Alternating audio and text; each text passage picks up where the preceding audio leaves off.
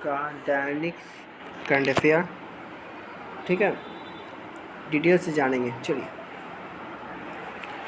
अगले वित्त वर्ष के दौरान भारत की आर्थिक विकास दर 6.5% रहने के आसार हैं। इस बात का अनुमान आरबीआई ने वित्त वर्ष 2023-24 की पहली मौद्रिक नीति समीक्षा में लगाया है। हाल के दिनों में विश्व बैंक, एशियाई विकास बैंक और कुछ दूसरी अंतर्राष्ट्रीय रेटिंग एजेंसियों ने भी भारत की विकास दर के अनुमान को जारी किया है और आरबीआई का अनुमान इन एजेंसियों के आसपास ही है।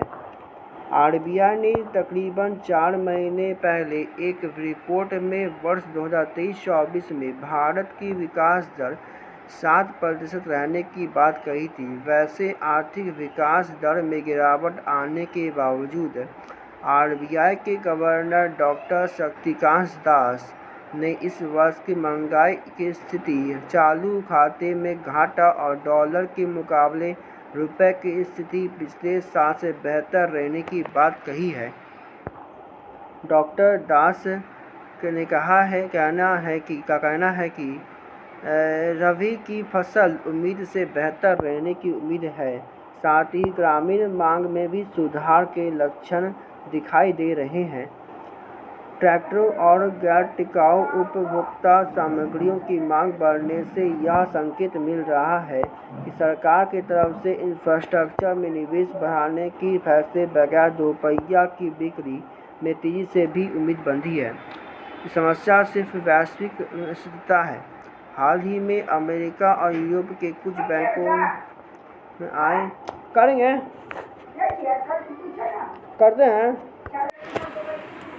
हाल ही में अमेरिका और यूरोप के कुछ बैंकों में आए संकट के मद्देनज़र केंद्रीय बैंक ने कहा है कि उसकी इन घटनाओं पर भी नज़र है। कुछ विकसित देशों में वित्तीय स्थिरता को लेकर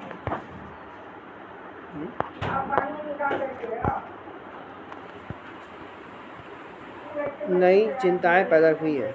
इससे पूरी दुनिया की नियामक एजेंसियों को सजग हो जाना चाहिए और इसके बीच वित्तीय सेक्टर में किसी भी तरह का अस्थिरता को रोकने के लिए बेहतर सामंजस्य स्थापित होने चाहिए।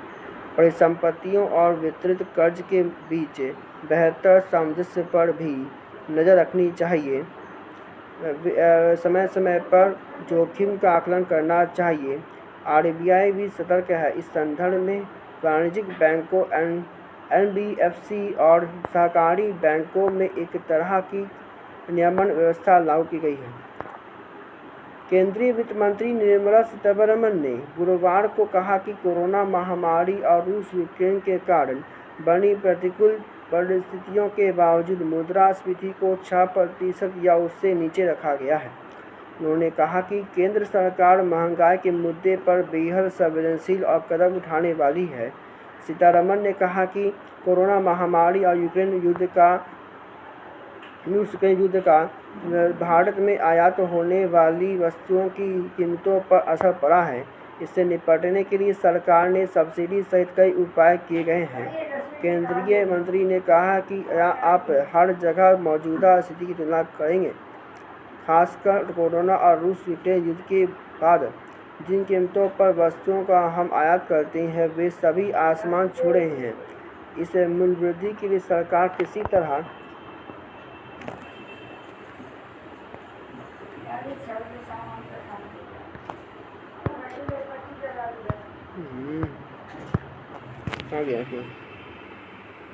इस तरह से जिम्मेदार नहीं है, क्योंकि यह बड़ी भी प्रभावित करती है, इसलिए हमें समर्थन देना पड़ता है।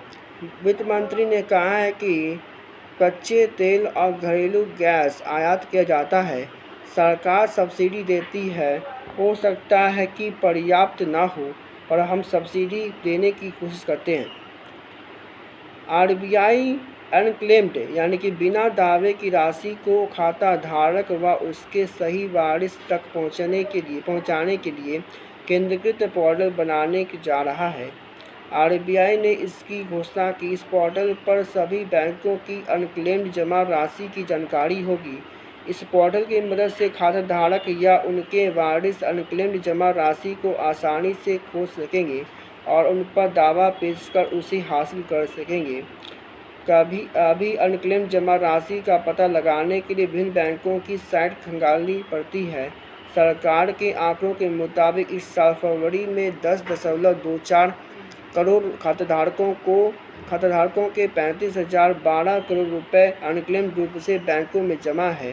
बैंक नियमों के अनुसार अगर 10 साल तक इसके खाते में कोई लेनदेन नहीं होता है तो उसे अनक्लेम्ड माना जाता है। उसे आरबीआई के depositor education and awareness fund में डाल दिया जाता है।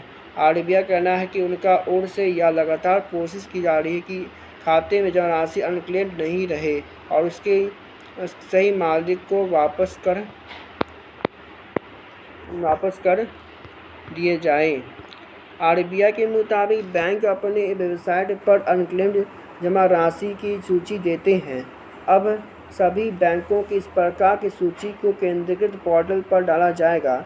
महाग्राम की सीईओ श्रीराम ने बताया कि इस फैसले से ग्राहकों से यह भी भरोसा जगेगा कि बैंक खाते में उनका पैसा सुरक्षित है।